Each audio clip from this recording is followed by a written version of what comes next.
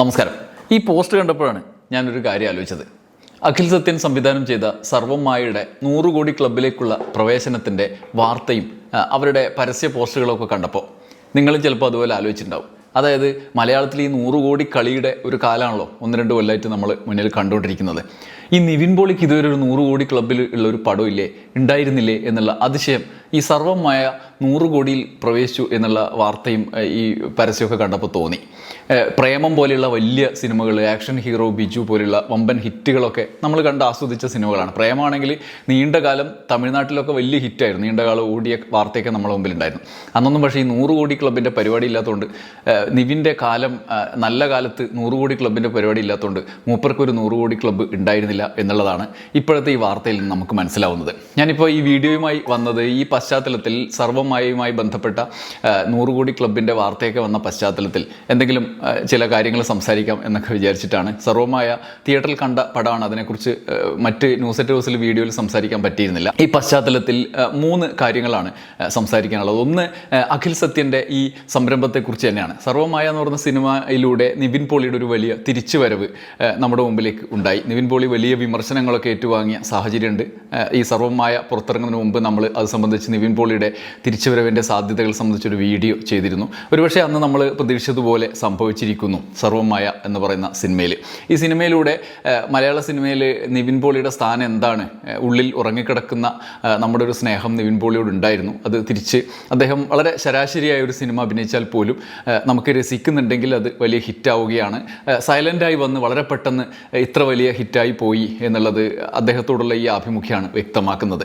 അതുകൊണ്ട് ഈ സിനിമയിലൂടെ അദ്ദേഹം നടത്തിയ പ്രകടനം കൂടി അദ്ദേഹത്തിൻ്റെ ലൈറ്റായ ഒരു മലയാളി ആഗ്രഹിക്കുന്ന ഒരു ക്യാരക്ടർ, മറ്റു പലരും നമ്മളിലൂടെ കടന്നുപോയ നിരവധി ക്യാരക്ടർ പോലെ ഇദ്ദേഹം വളരെ ലളിതമായി ഒരു ഗ്രാമീണ കഥാപാത്രം, നമ്മുടെ അയൽപക്കക്കാരനായ ഒരു കഥാപാത്രമൊക്കെ രസകരമായി അവതരിപ്പിക്കുന്നുണ്ട് എന്നുള്ള മുൻ അനുഭവങ്ങളുടെ കൂടി പശ്ചാത്തലം ഇതിനോട് ചേർത്ത് വായിക്കേണ്ടതുണ്ട്. രണ്ടാമത്തെ കാര്യം, നിവിൻ പോളിയുടെ തിരിച്ചുവരവിൻ്റെ സാഹചര്യത്തിൽ അദ്ദേഹം നടത്തിയ ചില ചിന്തകളാണ്. അത് പ്രധാനമായിട്ട് നിവിൻ പോളിയുടെ ഇന്നത്തെ മനോരമ ഞായറാഴ്ച പതിപ്പിലെ ഇനി സർവം പ്രേക്ഷകർ എന്ന തലക്കെട്ടിൽ നടത്തിയ അഭിമുഖത്തിൽ അദ്ദേഹം നടത്തിയ ചില സ്വയം പരിശോധനകളുണ്ട്. നമ്മൾ സ്വയം വിമർശനം എന്നൊക്കെ പറയുന്നത് പോലെ തന്നെ അദ്ദേഹം തന്നെ വിമർശിക്കുന്നുണ്ട്.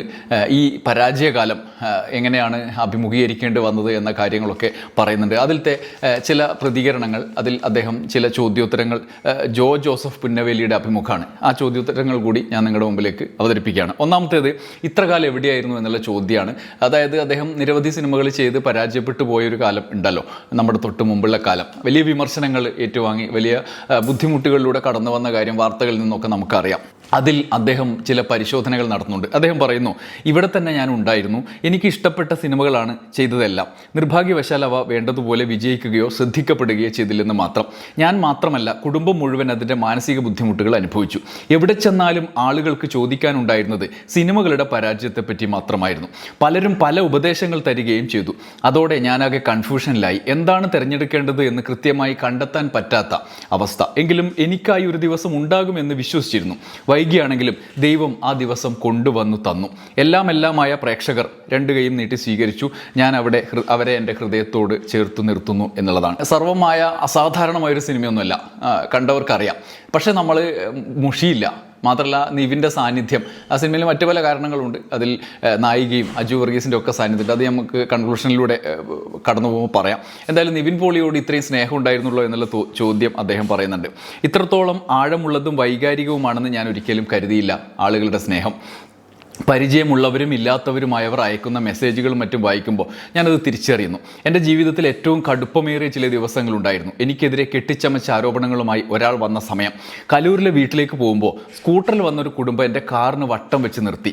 അവർ ഭാര്യയും ഭർത്താവും ഒരേ സ്വരത്തിൽ എന്നോട് പറഞ്ഞു, ഞങ്ങളുണ്ട് കൂടെ, ഇതിലൊന്നും തളരരുത്, ധൈര്യമായി മുന്നോട്ട് പോകണം.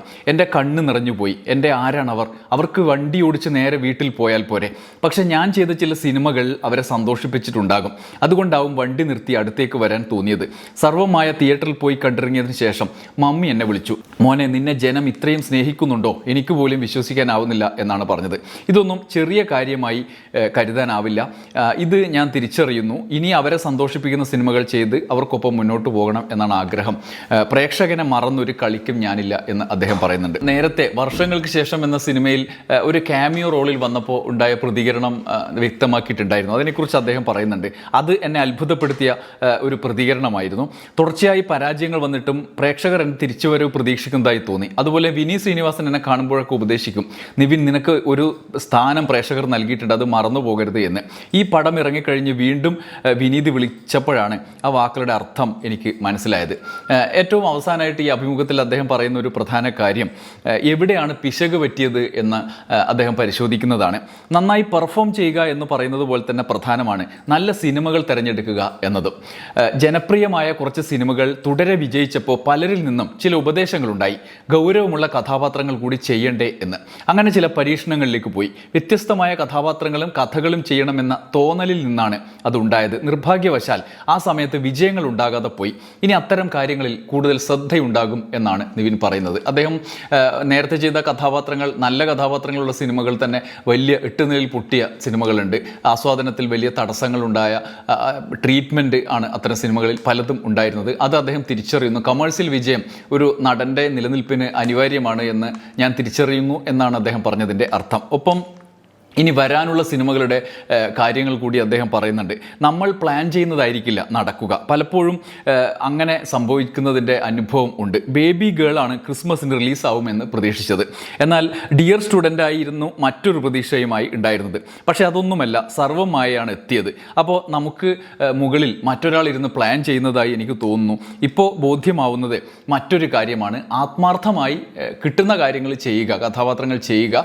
അത് അതിൻ്റെ സമയത്ത് വന്ന് ഇടപെട്ടുകൊള്ളും എന്നാണ് അദ്ദേഹം ഈ അഭിമുഖത്തിൽ പറയുന്ന പ്രധാനപ്പെട്ട കാര്യം. ഇതാണ് ഈ സിനിമയുടെ ഏറ്റവും പ്രധാനപ്പെട്ടതായി അദ്ദേഹത്തിൻ്റെ വിജയത്തിൻ്റെ തുടർച്ചയായി നമുക്ക് ഈ പശ്ചാത്തലത്തിൽ പറയാൻ തോന്നുന്ന ഒരു കാര്യം. മൂന്നാമത്തേത്, ഈ 100 കോടി ക്ലബിലേക്ക് കടക്കുമ്പോൾ സർവമായയുടെ പ്രധാനപ്പെട്ട ഒരു ഘടകം നിവിൻ പോളിക്കൊപ്പം അതിലെ നായിക കഥാപാത്രം ആണ്. നായിക കഥാപാത്രത്തെ ചെയ്ത റിയ ഒരു നിർമ്മാതാവ് കൂടിയാണ്. ഈ സാഹചര്യത്തിൽ അത് സംബന്ധിച്ചൊരു പോസ്റ്റ് ഫേസ്ബുക്കിൽ സിനിമാ നിരൂപകൻ കൂടിയായ ശൈലൻ പോസ്റ്റ് ചെയ്യുന്നുണ്ട്. കവി കൂടിയാണ് അദ്ദേഹം. അദ്ദേഹത്തിൻ്റെ ആ പരാമർശം കൂടി നമുക്കൊന്ന് നോക്കാം. ശൈലൻ പറയുന്നത്, അഖിൽ സത്യൻ ഒരു ഇൻ്റർവ്യൂവിൽ പറയുന്നുണ്ട്, പ്രൊഡ്യൂസറായുള്ള പടത്തിൻ്റെ പ്രൊമോ പരിപാടിയിൽ അവരുടെ പെർഫോമൻസ് കണ്ട നിമിഷം ഡെലൂലു ആയി റിയയെ കാസ്റ്റ് ചെയ്തു കഴിഞ്ഞു എന്ന്. റിയ അതിലൊരു ഡെലൂലു എന്ന പേരുള്ള ഒരു പ്രേതം എന്ന് വിളിക്കുന്ന ഒരു കഥാപാത്രമാണ്. സിനിമ കണ്ടവർക്കറിയാം. അവരെക്കുറിച്ചാണ് ശൈലൻ പറയുന്നത്. വിക്രം നായകനായ വീരധീരശൂരൻ്റെ ആ പ്രീ റിലീസ് ഇവൻറ്റ് കണ്ടവർക്കറിയാം. വിക്രമും നായിക തുഷാരയും മറ്റ് താരങ്ങളും എല്ലാമുള്ളൊരു പരിപാടിയിൽ 10,000-ലധികം കാണികൾക്ക് മുന്നിൽ റിയ സ്റ്റേജിനേട്ട് അമ്മാനമാടിയ കാര്യം. അന്നേ ആളുകൾ കമൻറ്റ് ബോക്സിൽ പ്രൊഡ്യൂസറുടെ വീരധീര ശൂരത്വത്തിൻ്റെ ആരാധകരായി മാറുന്നത് കാണാം. അത്ര വലിയ പ്രൊഡ്യൂസറാണ് ഈ സിനിമയിൽ നായികയായി എത്തിയത്. ടൈറ്റിൽ റോളിൽ സിനിമയിൽ നിറഞ്ഞഴിഞ്ഞാടുന്ന തൻ്റെ നായികയാവാൻ സിനിമയിൽ മുമ്പൊരിക്കലും പ്രൂവ് ചെയ്ത് കാണിച്ചിട്ടില്ലാത്ത ഈ കുട്ടിയെ കാസ്റ്റ് ചെയ്ത അഖിലിൻ്റെ കോൺഫിഡൻസ് ലെവൽ ഓൾസോ ഹെവിയാണ്. റീലിൽ വൈറൽ ആവുന്നവർ ബിഗ് സ്ക്രീനിൽ ഷൂ നായി പോകുന്നത് പലവട്ടം കണ്ടിട്ടുണ്ട്. സ്റ്റേജിൽ തിളങ്ങുന്നവരും അങ്ങനെ തന്നെ. Because cinema is cinema. പക്ഷേ അഖിലിൻ്റെ ആ വിശ്വാസം 1000 മടങ്ങിൽ ഡെലൂലു ആയി റിയ സ്ക്രീനിൽ കൊടുത്തതിൻ്റെ കൂടി റിസൾട്ടാണ് സർവമായ ഇന്നിപ്പോൾ 100 കോടി എന്ന മാജിക്കൽ ഫിഗറിൽ എത്തി നിൽക്കുന്നത്. ഇത്രത്തോളം ലവബിൾ ആയ ഒരു പ്രേതം മലയാള സിനിമയിൽ ഉണ്ടായിട്ടുണ്ടോ? പ്രേതം എന്ന് പോലും ഇതിനെ വിളിക്കാൻ തോന്നുന്നില്ല. ഇങ്ങനെ ഒരു ക്യൂട്ട് ഡെലൂലു പ്രേതമായി ജീവിതത്തിൽ കടന്നു വന്നെങ്കിൽ എന്ന് ആരും കൊതിച്ചു പോകും. തീർത്തും ഓതൻറ്റിക്കായ പെർഫോമൻസിൻ്റെ ആണ് അത്. 8-9 വർഷത്തോളമായി മലയാളി നിവിന് കൊടുക്കാൻ കാത്തുവെച്ച ഇഷ്ടം സിനിമയുടെ വൻ വിജയത്തിൻ്റെ മെയിൻ കാരണമാണെന്നത് ഒരു ഫാക്റ്റാണ്. പക്ഷേ ഡെലൂലുവിൻ്റെ പെർഫോമൻസ് പാളിപ്പോയിരുന്നെങ്കിൽ ഈ ഇഷ്ടമൊക്കെ തവിടുപൊടിയായി പോയനെ.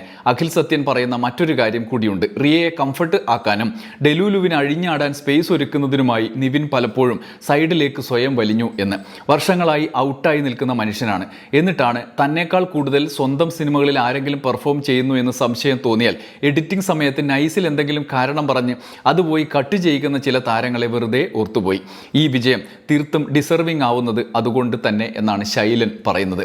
ആത്യന്തികമായി മലയാള സിനിമ ഒരു ഉണർവിൽ നിൽക്കുന്നു എന്നുള്ളത് പ്രത്യേകതയാണ്. അതോടൊപ്പം നിവിൻ പോളിയുടെ തിരിച്ചുവരവും മലയാള സിനിമയിൽ ഒരു 100 കോടി സിനിമ കൂടി വരുന്നു എന്നും നമുക്ക് സിനിമ പ്രേമികൾക്കും സിനിമാസ്വാദകർക്കും സന്തോഷം നൽകുന്ന കാര്യമാണ്. സർവമായ പോലെ ഒരു എൻ്റർടൈനർ നമുക്ക് ലഭിച്ചു എന്നുള്ളതും പ്രധാനപ്പെട്ട ഒരു കാര്യമാണ്. മറ്റ് ആ സിനിമയുടെ ഉള്ളടക്കത്തിലേക്ക് കടക്കുന്നില്ല. ഈ സാഹചര്യത്തിൽ ഇത്രയും കാര്യങ്ങൾ നിവിൻ പോളിയുമായി ബന്ധപ്പെട്ട്, സർവമായുമായി ബന്ധപ്പെട്ട്, ഡെലൂലുമായി ബന്ധപ്പെട്ട്, അഖിൽ സത്യനുമായി ബന്ധപ്പെട്ട് പറയാം എന്ന് വിചാരിച്ചാണ് വന്നത്. നന്ദി, നമസ്കാരം.